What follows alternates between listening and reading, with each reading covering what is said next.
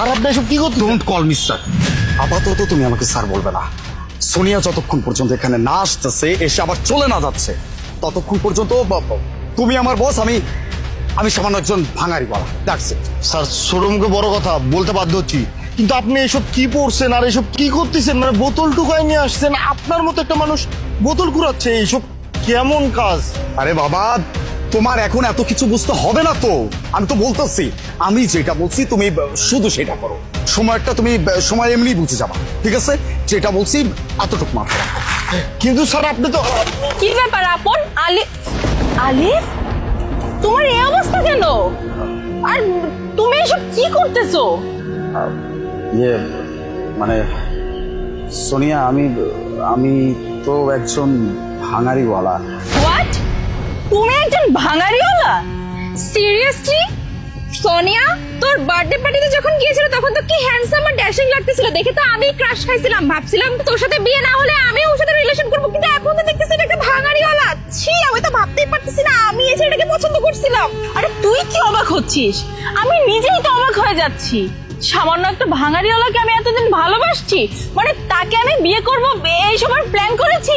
এই, তুমি যখন আমার বার্থডেতে আসছিলাম কত সুন্দর ড্রেস আপ পরে আসছিলা, ভেবেছিলাম যে এই তো এরকম একটা ছেলে তো আমি চেয়েছিলাম। কত সুন্দর লাগতেছিল তোমাকে। আমার সব ফ্রেন্ডরা দেখে বলতেছিল যে আমার বয়ফ্রেন্ড মানে এক নাম্বার, এত সুন্দর। আরে এখন আমি কি দেখতেছি? তুমি আমাকে মিথ্যে বলেছো না? কি বলতেছো কি তুমি এসব? আমি তোমার মিথ্যা কথা কেন বলতে যাবো? আমি তো তোমার কোনো মিথ্যা কথা বলি নাই। আসলে তোমার জন্মদিনে আমার আর তোমার জীবনে প্রথম দেখা হইতো। তুমি আমারে বলছিলা দেখা করার জন্য, তোমার জন্মদিনে তুমি আমার দাওয়াত দিছিলা। এই জন্য যখন আমি ওইখানে যাইতেছিলাম তখন আমার মনে হইলো যে আমি কি আমনে যাব, প্রথমবারের মতো দেখা। এই জন্যই তো আমি স্যুট বুট তারপরে গাড়ি এই সব কিছুর ব্যবস্থা করে আমি তোমার জন্মদিনে গেছিলাম। আর তোমার বন্ধু বান্ধব তো আমারে ওই অবস্থায় দেখে ভাইবা নিচ্ছে যে আমি হয়তো অনেক বড় লোক ঘরের পোলা, এটা ভাইবা নিচ্ছে। এখন আমি কি তোমার ওইরকম একটা বিশেষ দিনে তোমারে এসব কথা বলতে পারি? আমি চিন্তা করছিলাম যে তোমারে আমি সবকিছু আস্তে ধীরে বইলা দিব। আর আজকে তো তুমি নিজের চোখেই সবকিছু দেখতেছো। তুই আর একটা কথাও বলবি না, জাস্ট মুখটা বন্ধ করে রাখবি। সামান্য একটা ভাঙারিওয়ালা, সে কিনা স্বপ্ন দেখছে আমাকে বিয়ে করবে। এই, তোর সাথে কথা বলতেও তো আমার ঘৃণা লাগতেছে। আর তোর মতো একটা ছেলেকে আমি বিয়ে করব? তোর সাথে আমি সংসার করব? কখনোই না। আরে এই ভাইয়া, আপনি না ওর ড্রাইভার ছিলেন, আপনি ওর কাছ থেকে সত্যিটা লুকিয়েছেন কেন? তখন আমাকে সত্যিটা কেন বললেন না যে সে একজন ভাঙারিওয়ালা? আরে বাবা, আমিও তো জানতাম না যে ও আমার থেকে দামি দামি গাড়ি বাইক, তারপরে মাঝে মধ্যে কোট প্যান্ট জুতা এগুলো চেয়ে নিয়ে কই যাচ্ছিল না যাচ্ছিল, আমি এত কিছু শুনি নাই। আমাকে জাস্ট বলছিল যে আমি একজনকে পছন্দ করি, তার সাথে ডেট করতে যাব বা তার সাথে দেখা করতে যাব। আমার ড্রাইভার আমার বাসায় কাজ করে, আমাকে চাইছে, আমি দিয়ে দিছি। আমি তো আর এত কিছু ভাবি নাই। সোনিয়া, তুমি চিন্তা করতেছো কেন? আরে বাবা, চিন্তার তো কোনো কারণ নাই।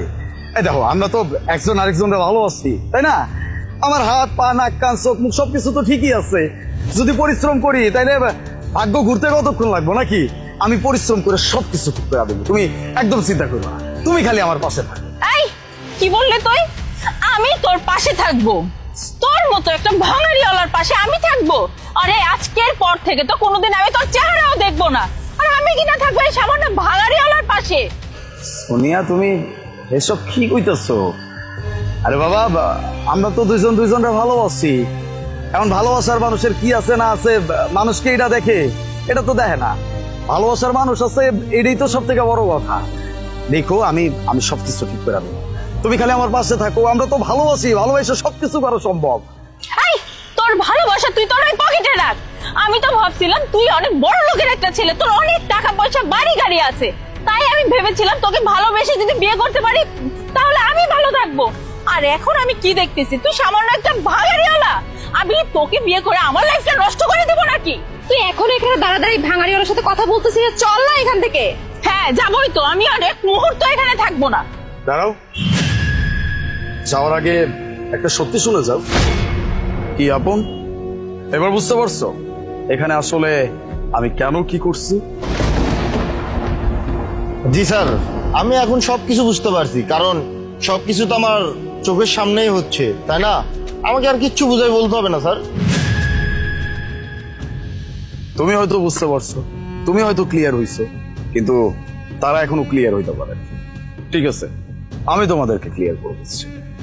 এই যে এখানে এসে তোমরা যা কিছু দেখছো, যা কিছু শুনছো, এই সব কিছুই ছিল ছোট্ট একটা নাটকের অংশ।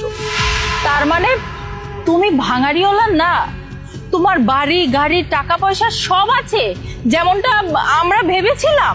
একদম ঠিক বলছো, আমার বাড়ি গাড়ি টাকা পয়সা সবকিছু আছে। যতটুকু তুমি ভাবছিলা তার থেকে বেশি আছে। আমি তো এখানে এই সব কিছু করছি শুধুমাত্র একটা নাটক সাজানোর জন্য। অ্যাকচুয়ালি ব্যাপারটা কি জানো, আমি চাইছিলাম তোমার সাথে আজকে একটু প্র্যাঙ্ক করবো। দ্যাটস ওয়াই আমি এরকম বেশে এখানে দাঁড়াইছি, একটা ভাঙাড়িওয়ালা সেজে তোমার সামনে দাঁড়াইছি। আর দেখো, শুধুমাত্র একটা প্র্যাঙ্কের জন্য তোমার সমস্ত সত্যি কথা আমার সামনে তুমি নিজের মুখে বলে দিচ্ছো। তুমি কি যেন বলছো, আমার বাড়ি গাড়ি টাকা পয়সা এই সবকিছু আছে জেনেই তুমি আসলে আমাকে ভালোবাসছো। আমি না আজকে অনেক খুশি তুমি আমাকে ছেড়ে চলে যাচ্ছ, এটার জন্য আমার একটু দুঃখ হচ্ছে না, বরঞ্চ আমি অনেক খুশি হয়েছি। ওই আল্লাহর প্রতি আমি খুশি হয়েছি, উনি আমাকে একটা কাল নাগিনীর আসল চেহারা দেখাচ্ছে। আমি কাকে ভালোবাসছিলাম, আর আমি তো তোমাকে ভালোবেসে বিয়ে করার স্বপ্ন পর্যন্ত দেখে ফেলছিলাম। আর তুমি কি না ভালো তো বাসছো ঠিকই, সেটা আমাকে না, আমার টাকা পয়সা অর্থ সম্পত্তিকে। আর এরকম মানুষকে কিনা আমি বিয়ে করব? নেভার। তুমি আমাকে কি রিজেক্ট করবা? তোমাকে আমি রিজেক্ট করতেছি। আলিফ, তুমি এসব কি বলছো? এই যে তুমি বললে না যে তুমি আমাদের সাথে প্র্যাঙ্ক করছিলে, আমরাও তো তোমার সাথে প্র্যাঙ্ক করছিলাম। আর আমি তো তোমাকে ভালোবাসি, তোমার টাকা পয়সা বাড়ি গাড়ি ওসব দিয়ে আমি কি করব? এই এই এই সব নাটক বন্ধ করো। তোমার এই সব নাটক তুমি তোমার পকেটে রাখো। ওই যে আমাকে একটু আগে বললা না, আমার ভালোবাসা যেন আমি আমার পকেটে রেখে দিই, ঠিক তেমনি তোমার এই সব নাটক তোমার পকেটে বুঝে রাখো। সব নাটক আমার সামনে চলবে না। আফটার অল আমি একজন বিজনেসম্যান, এতটুকু বোঝার ক্ষমতা কিন্তু আমার ভেতরে আছে। যাই হোক, কথা বাড়াইতে চাচ্ছি না, আর তোমার এই চেহারাটা অনেক করতে চাচ্ছি না। নেক্সট টাইম আমার চোখের সামনে পড়া তো অনেক দূরের কথা, আমার ত্রিসীমানার মধ্যেও যদি তোমার কখনো ছায়াও মারায়, আমি কিন্তু সেদিন তোমাকে ছেড়ে কথা বলবো না। কারণ এইরকম মানুষকে আমি আমার আশেপাশেও দেখতে চাই না। ভালোই ভালোই বলছে এখান থেকে চলে যাও, নয়তো আমার মাথা যদি গরম হয়ে যায় আর এক মুহূর্ত যদি এখানে দাঁড়াও, সিকিউরিটি ডেকে কিন্তু একদম অপমান করে বের করবো এখান থেকে।